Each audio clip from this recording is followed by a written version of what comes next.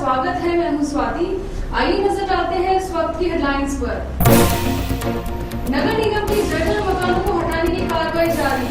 हवा महल जोन में 3 दिन के मकानों को धराशायी। मुख्यमंत्री के ऊंट संरक्षण प्रयासों को सामाजिक कार्यकर्ताओं ने सराहा। ऊंट संरक्षण नियमों को जल्द लागू करने की मांग। और रमजान के महीने की पहली जुमा पर अकीदतमंदों ने की नमाज अदा। प्रदेश में खुशहाली की दुआएं।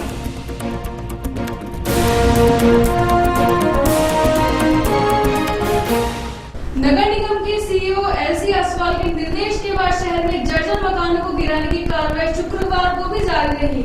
वहीं हवा महल जोन पूर्व और पश्चिम में जोन कमिश्नर के नेतृत्व में कार्रवाई की गई और 2 जर्जर मकानों को गिराया गया। हवा महल जोन पश्चिम में सुबह 9 बजे जयलाल मुंशी के रास्ते में ग्राउंड प्लस 2 मंजिल को मजदूरों द्वारा तहशाई किया गया। जोन कमिश्नर मदन कुमार शर्मा ने बताया कि यह मकान करीब 100 साल पुराना होने की वजह से इसकी देखभाल नहीं करने के कारण इसको गिराया गया है। इन निर्देशों में करीब 13 मकानों को चिन्हित किया गया जो जर्जर हालत में है। इनको निगम द्वारा गिराया जाएगा। इधर हवा महल जोन पूर्व में एक जर्जर मकान को गिराया गया। जोन कमिश्नर ने बताया कि इस जोन में करीब 17 मकानों को नोटिस दिया जा चुका है जो जर्जर हो चुके हैं।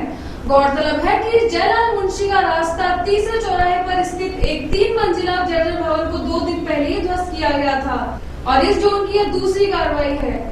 इस मौके पर निगम के पुलिस अधिकारी भी तैनात किए गए। इन मकानों को गिराने का किसी ने भी विरोध नहीं किया। बिल्डिंग है जो आप देख रहे हैं बिल्कुल जर्जर स्थिति में है। तो जो ये जर्जर भवनों को गिराने की कार्रवाई निगम द्वारा श्रीमान सीओ साहब के निर्देशों के क्रम में आरंभ की गई है, उस कड़ी में आज दूसरा जर्जर भवन गिराया जा रहा है। ये लाटो का चौक है, गोविंद राय जी के रास्ते के पास, इससे ये है मकान नंबर 2531। व्यक्तियों ने तो रिपेयरिंग शुरू करा दी है और जो ऐसी जर्जर स्थिति में है उनके ऊपर हम कार्रवाई कर रहे हैं। देखिए, जयपुर की बसावट बहुत पुरानी हो चुकी है।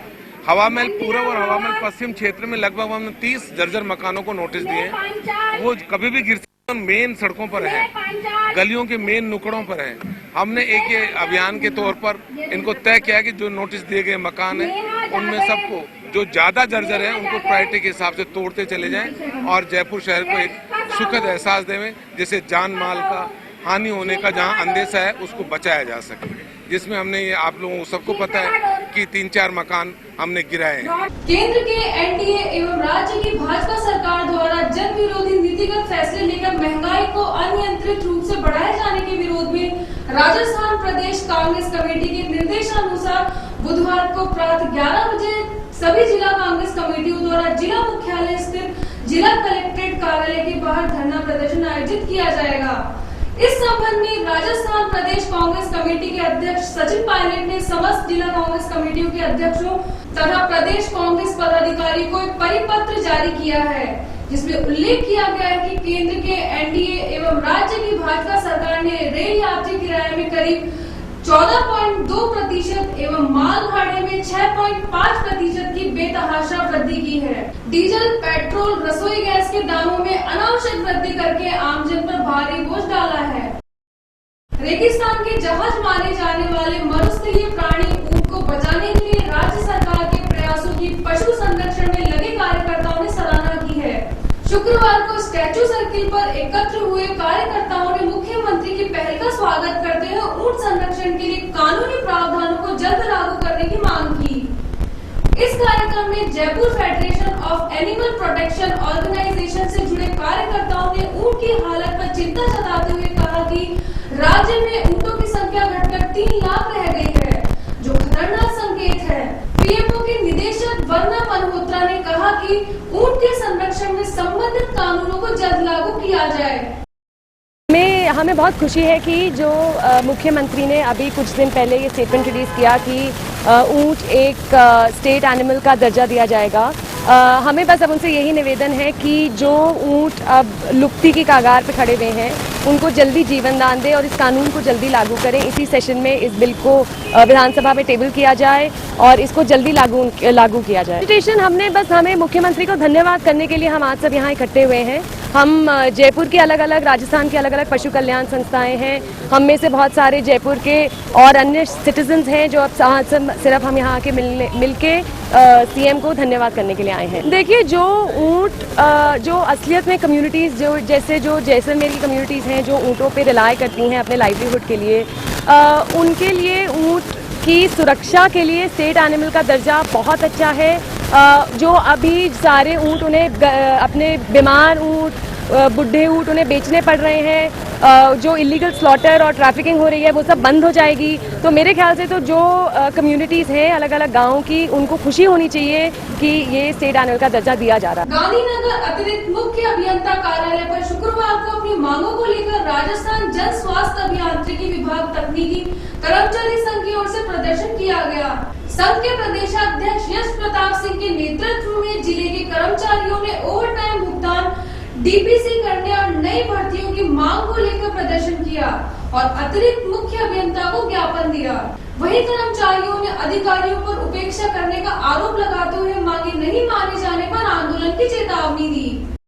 देखिए, हमें ये पिछले 35-40 सालों से ओवर टाइम मिल रहा था और सरकार ने पिछले 2-3 साल से इसको 6-6 महीने में कर दिया। साल में हमें 4 ओवर टाइम मिलते हैं और सरकार की क्या मंशा है, हमें हमेशा ओवर टाइम मिलता आ रहा है। इस बार सरकार ये 6-6 महीने के जो आदेश निकाल रही है, अब हमारा 1 क्वार्टर बाकी है जिसका ओवर टाइम मिलना हमें बाकी है। दूसरा, हमारी डीपीसी बाकी है, हेल्पर्स की और भी टेक्निकल जितने भी हमारे पद हैं उसके डीपीसी अभी तक हो नहीं रही है।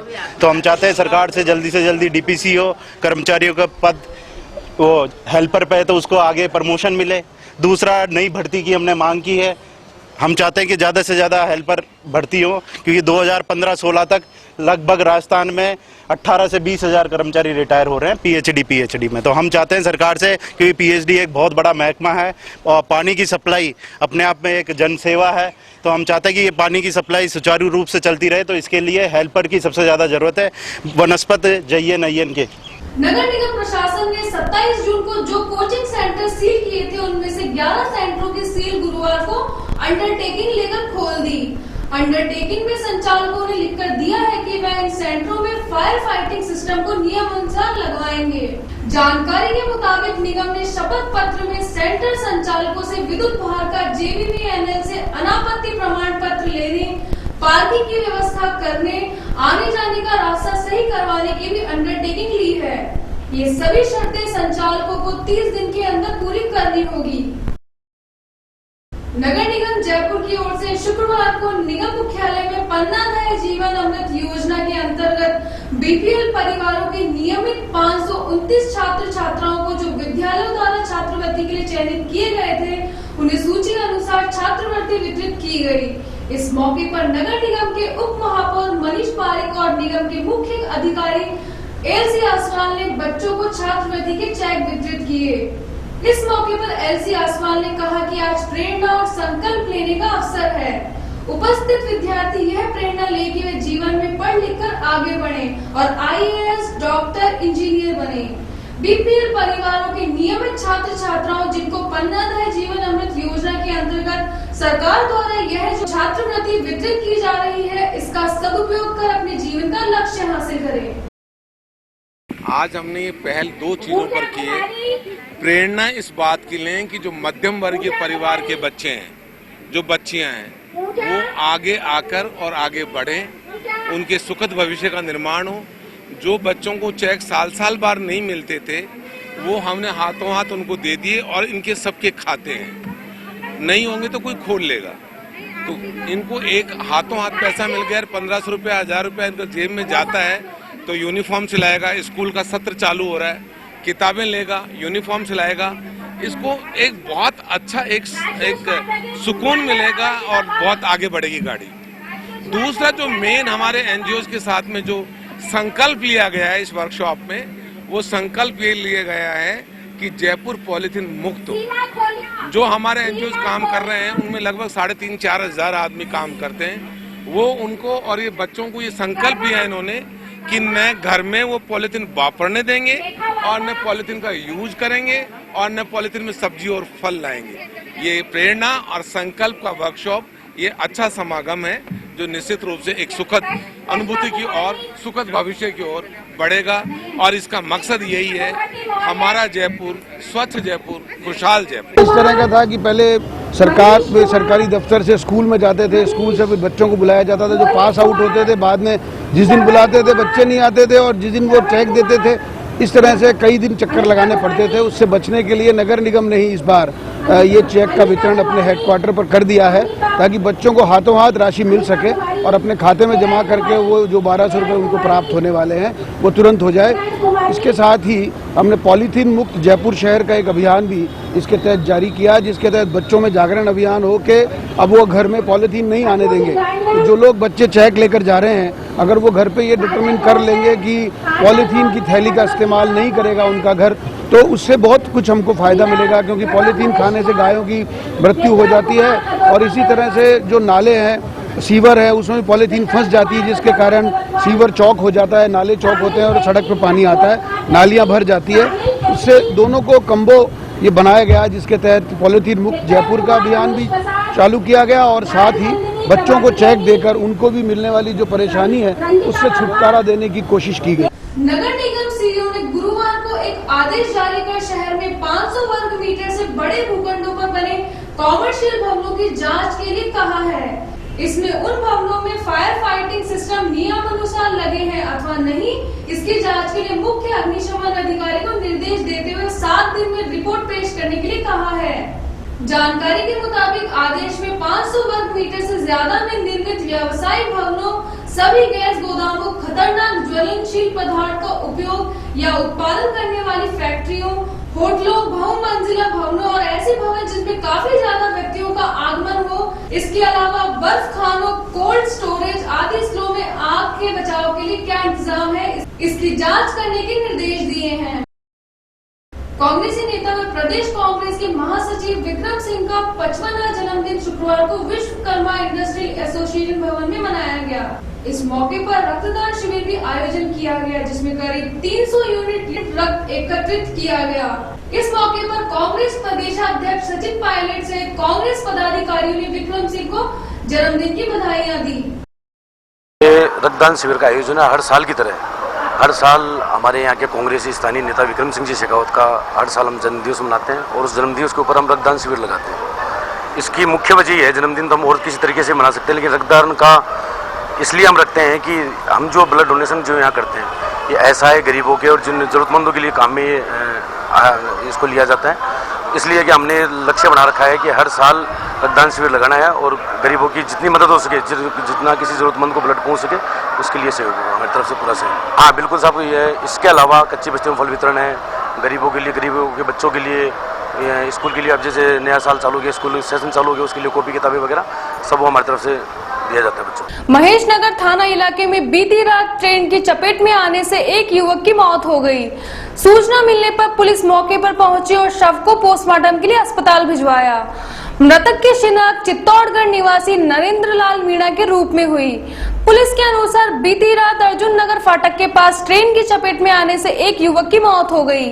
सूचना पर पहुंची पुलिस ने शव को पोस्टमार्टम के लिए एसएमएस के मुर्दाघर में सुरक्षित रखवा दिया।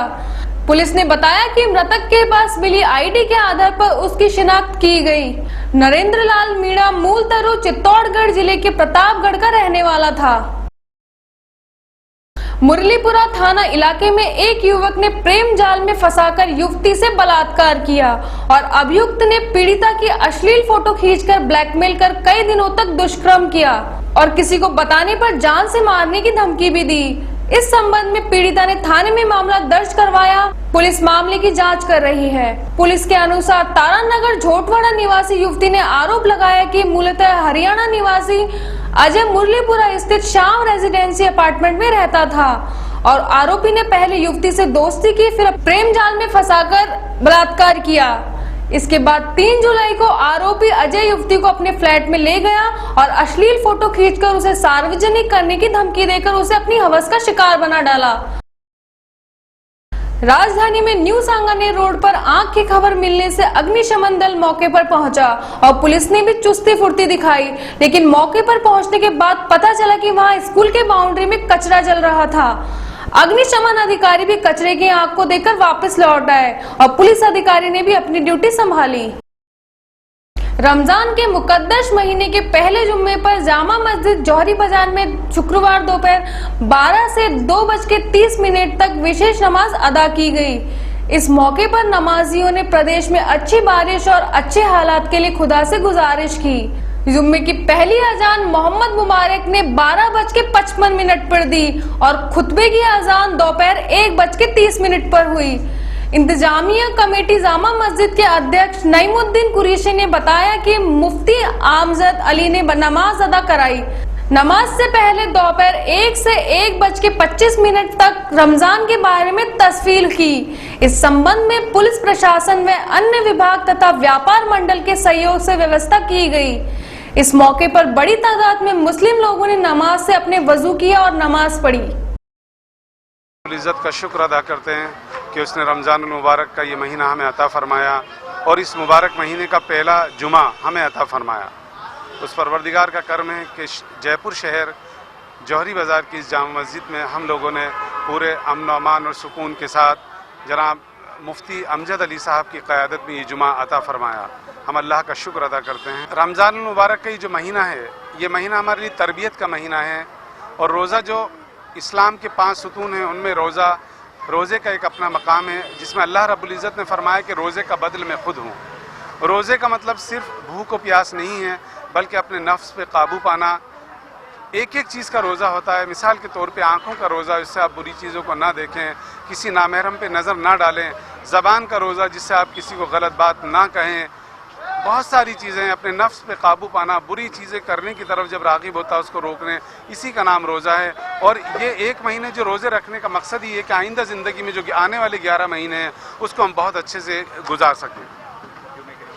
जुमे की नमाज अल्हम्दुलिल्लाह पूरे अमन अमान और सुकून के साथ अल्लाह रब्बुल इज़्ज़त ने अपने फजल व करम से यहाँ अता करवाई। बाहर सड़कों के ऊपर भी हमने नमाज अदा की। हम शुक्रगुजार हैं। जौहरी बाज़ार जो व्यापार मंडल है, यहाँ के एक एक दुकानदार के शुक्रगुजार हैं और आवाम के भी शुक्रगुजार हैं कि इस तपती हुई धूप के अंदर उन्होंने यहाँ नमाज अदा की। हमने अपनी तरफ से पूरी कोशिश की, जितने भी इंतज़ामात हम कर सकते थे वो हमने किए। आइंदा हम कोशिश करेंगे और भी अच्छे इंतज़ामात कर सकें।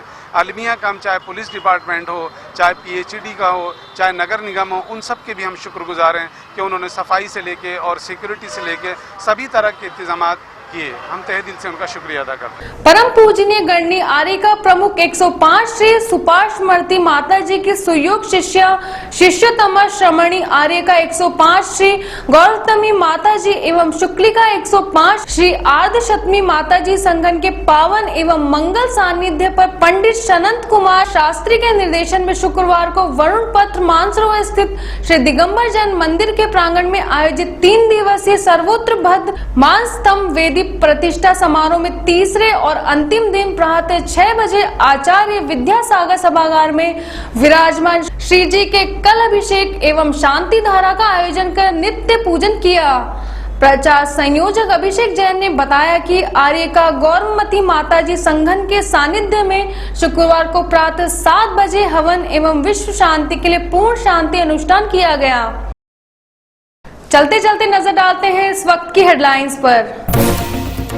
नगर निगम की जर्जर मकानों को हटाने की कार्रवाई जारी। हवा महल जोन में 3 निजी मकानों को धराशायी।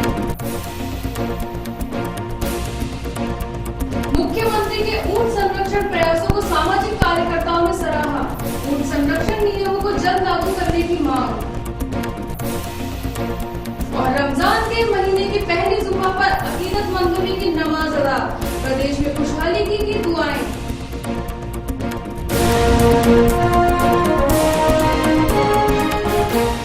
फिलहाल खबरों में इतना ही। आप बने रहिए हमारे साथ शहर की हर खबर सिटी आई पर। नमस्कार।